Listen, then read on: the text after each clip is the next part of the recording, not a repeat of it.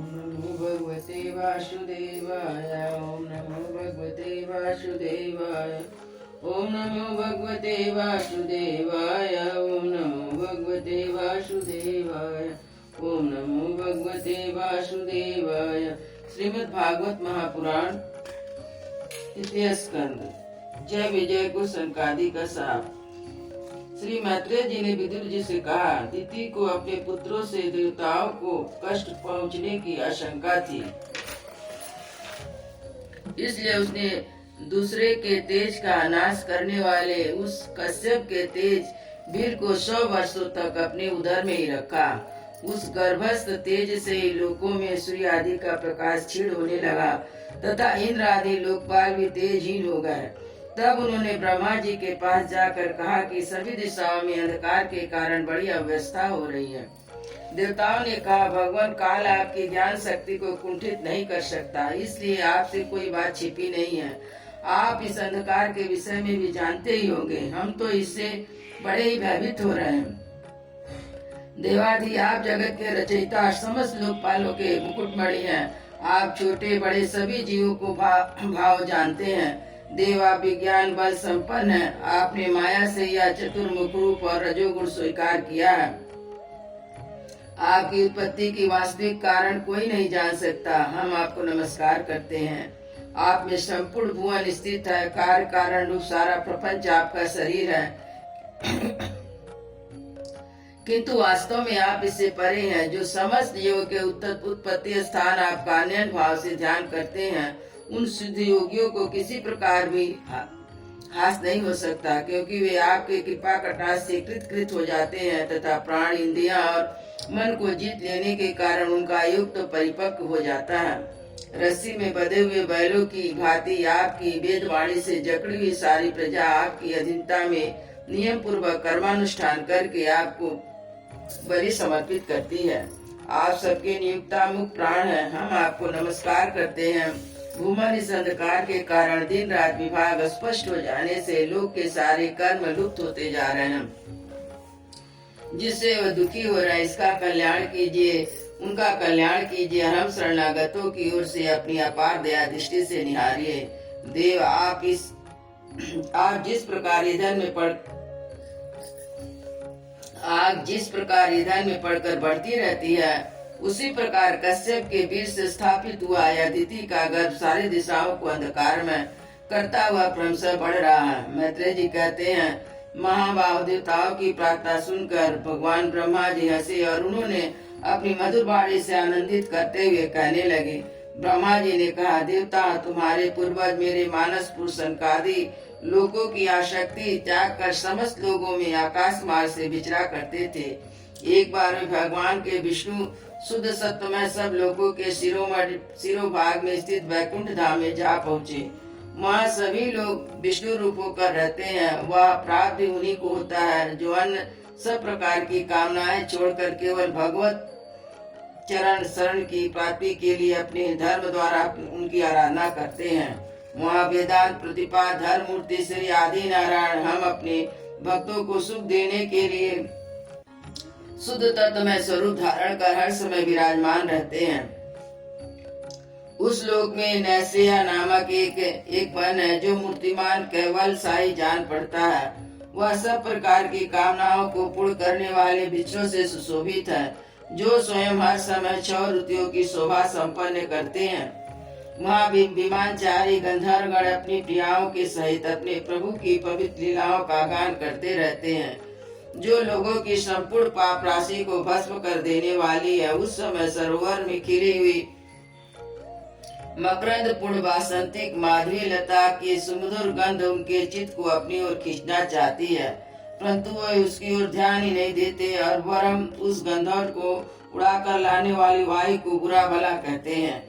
जिस प्रकार भ्रमर राज ऊंचे स्वर से गुंजार करते हुए मानव हरि कथा का गान करते हैं, उसी समय थोड़ी देर के लिए कबूतर, कोयल, सारस, चकवे, पपीहे, हंस, तोते, तीतर और मोरों का कोलाहल बंद हो जाता है। मानो वे भी उस कीर्तन आनंद में बेसुध हो जाते हैं। श्री हरि तुलसी से अपने श्री विग्रह को सजाते हैं और तुलसी की गंध का ही अधिक आदर करते हैं।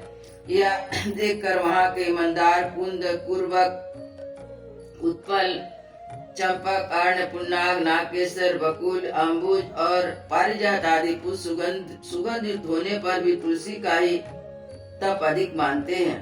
वे लोग बैदुर, मरकतमणि और सुवर्ण के विमानों से भरा हुआ वे सब किसी कर्म फल से नहीं बल्कि एक माँ श्री हरि के पाद पद्मों की वंदना करने से प्राप्त होते हैं। उन विमानों पर चढ़े हुए कृष्ण प्राण भगवत भक्तों के चित्तों में बड़े बड़े नितंब वाले सुमुखी सुंदरियां भी अपनी मन मुस्कान एवं मनोहर हास परिहास से काम विकार नहीं उत्पन्न कर सकती।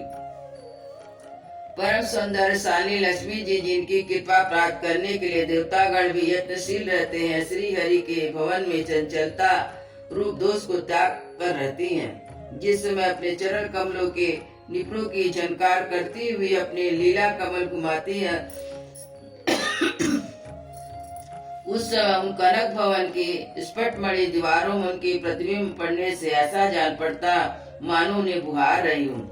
प्यारे देवताओं, जिस समय दासियों को साथ लिए अपनी क्रीड़ा वन में तुलसी दल द्वारा भगवान का पूजन करती हैं, तब वहाँ के निर्मल जल से भरे हुए सरोवर में जिनमें मूंगे के घाट बने हुए हैं, अपने सुंदर अलकावली उन्नत नासिका से सुशोभित मुखारबिंद को देखकर यह भगवान का है यह जानकर उसे बड़े सौभाग्यशाली समझती है। जो लोग भगवान की पापाहारिणी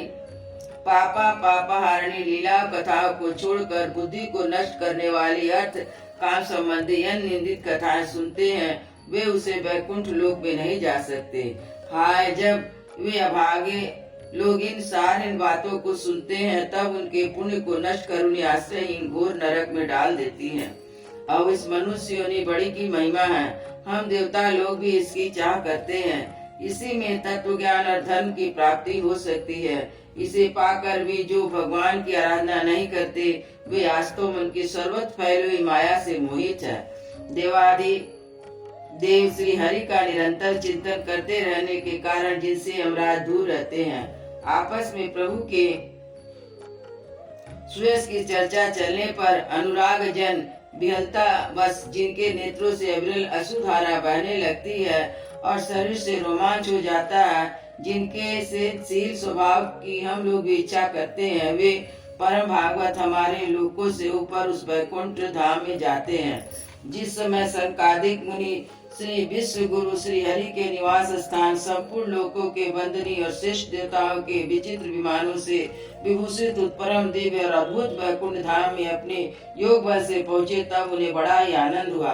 भगवत दर्शन की लालसा से अन दर्शनीय सामग्री की उपेक्षा करते हुए वैकुंठ धाम की 6 डोरियों पर पार करके जब वे 7वीं पर पहुँचे, तब वहाँ उन्होंने हाथ में गदा लिए 2 समान आयुध वाले देव शिष्य दिखाई दिए, जो बाजूबंद, कुंडल और किट आदि अनेक बहुमूल्य आभूषणों से अलंकृत थे। उनकी 4 श्यामल भुजाओं के बीच में मतवाले मधुकरों से गुंजायमान बनमाला सुशोभित थी तथा बाकी भवें फड़कते हुए नासिकारंध्र अरुण नयनों के कारण उनके चेहरे पर कुछ क्षोभ के चिन्ह दिखाई दे रहे थे।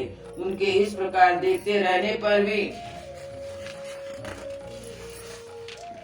उनके वे मुनिगण उनसे कुछ पूछताछ किए और सुवर्ण ब्रज किवाड़ों से पहली 6 जोड़ियों पार कर लांग कर आए थे। उस प्रकार उनके द्वार में घुसे उनकी दृष्टि से सर्वत समान थी। वे निशंक होकर सर्वत बिना किसी रोक टोक के विचरते थे। वे चारों कुमार पूर्ण तत्वज्ञ थे तथा ब्रह्मा की सृष्टि में आयु में सबसे बड़े होने पर देखने में 5 वर्ष के बालक से जान पड़ते थे और दिगंबर रहते थे। उन्हें इस प्रकार निसंकोच रूप से भीतर जाते देखकर द्वारपालों ने भगवान के शील स्वभाव के विपरीत संकादि के तेज की हंसी उड़ाते उन्हें बेत से अड़ाकर रोक दिया। अरे वे दुर्भाव योग्य नहीं थे। जब उन द्वारपालों ने वैकुंठवासी देवताओं के सामने पूजा के सर्वश्रेष्ठ पात्र उन कुमारों को इस प्रकार रोका, तब अपने प्रियतम प्रभु के दर्शन में विघ्न पड़ने के कारण उनके नेत्र सहसा कुछ कुछ क्रोध से लाल उठे और वे इस प्रकार कहने लगे। मुनियों ने कहा, अरे द्वारपालों, जो लोग भगवान की महती सेवा के प्रभाव से इस लोक को प्राप्त होकर यहाँ निवास करते हैं, वे तो भगवान के समान समदर्शी होते हैं। तुम दोनों भी उन्हीं में से हो, किंतु तुम्हारे स्वभाव में विषमता क्यों? भगवान तो परम शांत स्वरूप है, उनका किसी से विरोध नहीं है। फिर यहाँ ऐसा कौन है जिस पर शंका की जा सके? तुम स्वयं कपटी हो, इसी से अपने ही समान दूसरे पर शंका करते हो। भगवान के उदर में यह सारा ब्रह्मांड स्थित है, इसलिए यहाँ रहने वाले ज्ञानी सर्वात्मा श्रीहरि से अपना कोई भेद नहीं रखते, बल्कि महाकाश में घटाकाश की भांति उनमें अपना अंतर्भाव देखते हैं।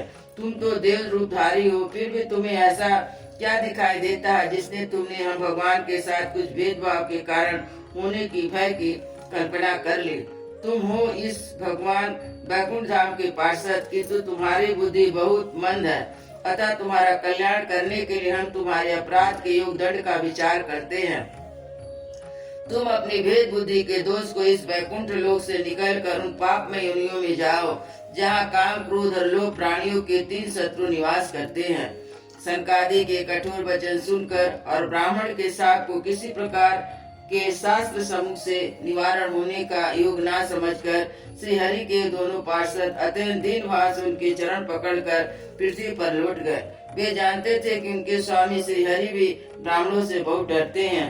फिर उन्होंने अत्यंत आतुर होकर कहा, भगवान, हम अवश्य अपराधी हैं, अतः आपने हमें जो दंड दिया वह उचित है और हमें यह मिलना ही चाहिए। हमने भगवान का अभिप्राय ना समझकर उनकी आज्ञा का उल्लंघन किया है, इससे हमें जो पाप लगा है वह आपके लिए दंड से सर्वदा धुल जाएगा। किंतु हमारी दुर्दशा का विचार करके यदि करुणावश आपको थोड़ा सा भी अनुपात हो तो ऐसी कृपा कीजिए जिससे हम अधम योनि में जाने पर भी हमें भगवत स्मृति को नष्ट करने वाला मोह ना प्राप्त हो।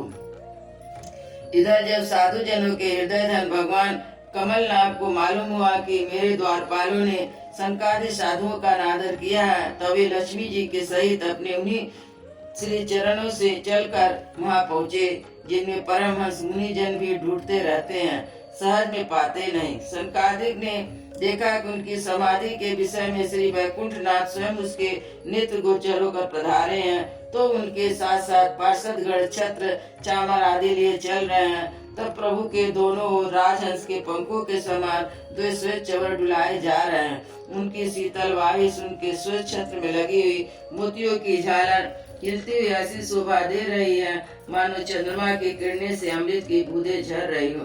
प्रभु समस्त सद्गुणों के आश्रय हैं। उनकी सभ्य मुख मुद्रा को देखकर जान पड़ता है मानो ये सभी अनवरत कृपा सुधा की वर्षा कर रहे हैं। अपनी श्रेयमयी चितवन से वे भक्तों का हृदय स्पर्श कर रहे थे। उनके सुविशाल श्याम वक्षस्थल पर स्वर्ण रेखा के रूप में जो साक्षात लक्ष्मी विराजमान थी, उनसे मानवे समस्त दिव्य लोगों के चूड़ामणि वैकुंठ धाम को सुशोभित कर रहे थे। उनके पीताम्बर मंडित विशाल नितंबों पर झिलमिलाती हुई करधनी और गले में भ्रमरों से मुखरित वरमाला विराजमान थी, तथा वे कलाइयों में सुंदर कंगन पहने अपना एक हाथ गरुड़ जी के कंधों पर रख दूसरे में कमल का पुष्प घुमा रहे थे। उनके अमूल कपोल बिजली की प्रभा से भी लजाने वाली मकराकृत कुंडलों की शोभा बढ़ा रहे थे। उभरे हुए सुगढ़ नासिका थी, बड़ा ही सुंदर मुख था, सिर पर मणिमय मुकुट विराजमान था, चारों भुजाओं में बीच में महा मूल्यवान होकर मनोहर हार की और गले में कस्तूर मणि की अपूर्व शोभा थी। भगवान का श्री विग्रह बड़ा ही सौंदर्यशाली था। उसे देखकर भक्तों के मन में ऐसा वितर्क होता था कि इससे सबने लक्ष्मी जी का सौंदर्य मान भी गलित हो गया। ब्रह्मा जी कहते हैं, देवता, इस प्रकार मेरे महादेव जी की और तुम्हारे लिए परम सुंदर विग्रह धारण करने वाले श्री हरि को देखकर शनकादि मुनीश्वर ने उन्हें सिर झुकाकर प्रणाम किया।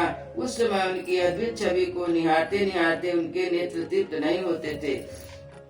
शनकादि मुनीश्वर ने निरंतर ब्रह्मानंद में निमग्न रहा करते थे, किंतु जिस समय भगवान कमल नयन के चरणार बिंदु मकरंद से मिली हुई तुलसी मंजरी के गंध से सुवाहित वायु ने नासिका रंध्रों द्वारा उनके अंतकरण में प्रवेश किया, उस समय अपने शरीर को संभाल ना सके और उस गंध से उनके मन में भी खलबली पैदा कर दी। भगवान का मुख नील कमल के समान था, अति सुंदर अधर कली के समान मनोहर हास्य उनकी शोभा और बढ़ गई। उनकी झांकी करके वे कित हो गए। फिर पद्मराग के समान लाल लाल नखों से सुशोभित उनके चरण कमल देखकर उन्हीं का ध्यान करने लगे।